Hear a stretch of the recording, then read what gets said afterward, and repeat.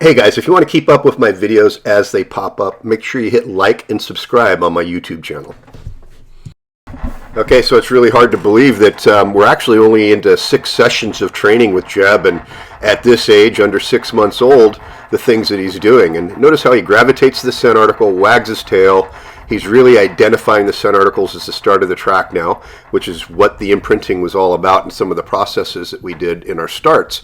I like how you're feeding the line out here nice and loose, letting it go, and you're kind of waiting for him to pick it up. But what you should do is try to stay on the end of that lead. Don't get close to him, okay? Let it all go out. Try to stay as far away as you possibly can, because sometimes when we get close to the dogs, it's a little confusing for them and they feel some pressure. So right now he just picked up the trail kind of nicely.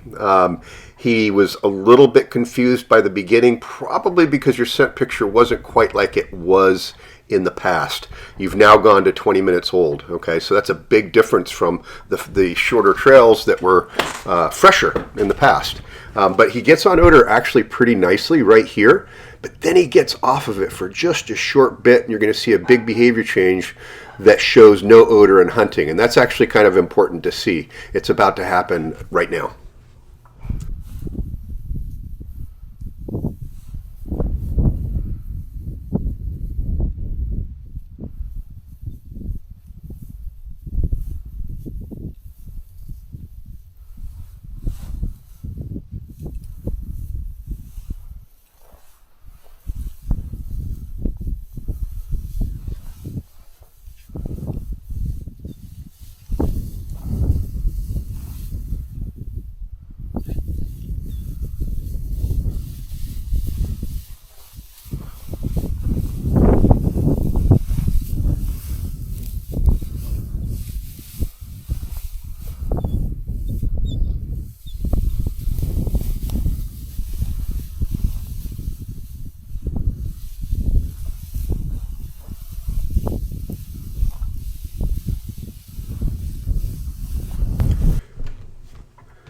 Okay, I think your trail actually kind of goes to the right here, but he takes a left. And this is probably because of a lot of wind-blown odor in this area. But you can see by his behavior, it's not as consistent as it possibly could be.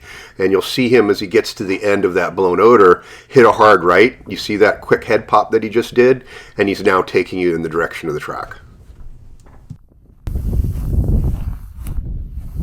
Wind is coming from our right to the left, and you can see how he just detected the track from a distance from the right hand side, and then he nails it and he actually starts trailing. He was trailing before, he was in odor, but it was the edge of your blown human odor. Now he's actually on the track of who we're looking for, and we know this because of the consistent direction of travel, the consistent behavior, but also the speed increase.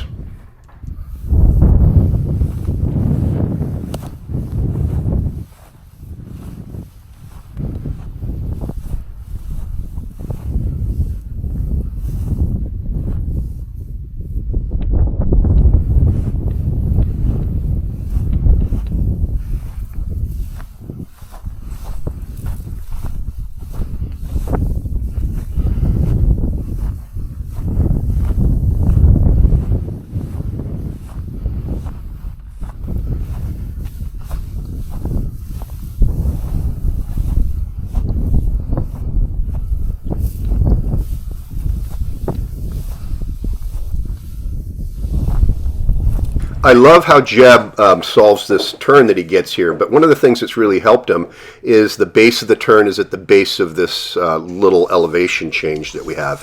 So that's going to help keep odor tucked down at the base of it, and it's one of the reasons why he picked it up and followed it so easily.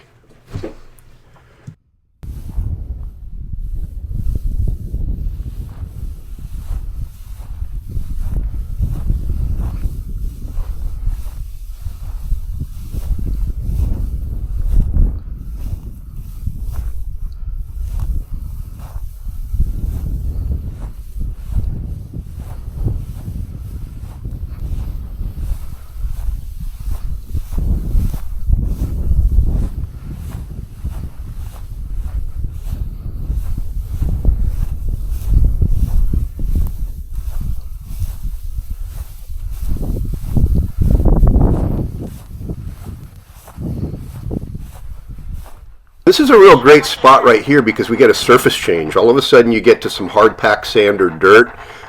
You're leaving that grass picture, but it doesn't seem to create any issues for him whatsoever. He's still in odor and following it nicely.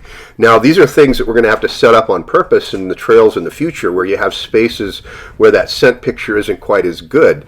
And when you get into sand open areas like that, it's just not. But he seems to know exactly what he's doing and where he's going. I'm very, very confident in his behavior that he's actually on trail and on track quite nicely. But you notice how the headset's a little bit different now, okay? Right now, something just happened. Things have changed just a little bit.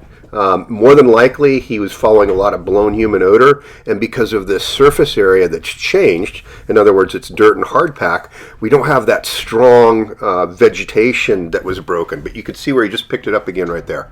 That's your track. So I'm sure you probably didn't mean to add that in there, and that's perfectly fine. I love the fact that it is because eventually we'd have to get into these surface changes anyway. The cool thing is he did this all on his own. You know, it was kind of accidental, and he just slices through it really quite nicely. For such a young dog, that's a little bit unusual. Okay, so homework for the next week or two. I want you to do trails just like this.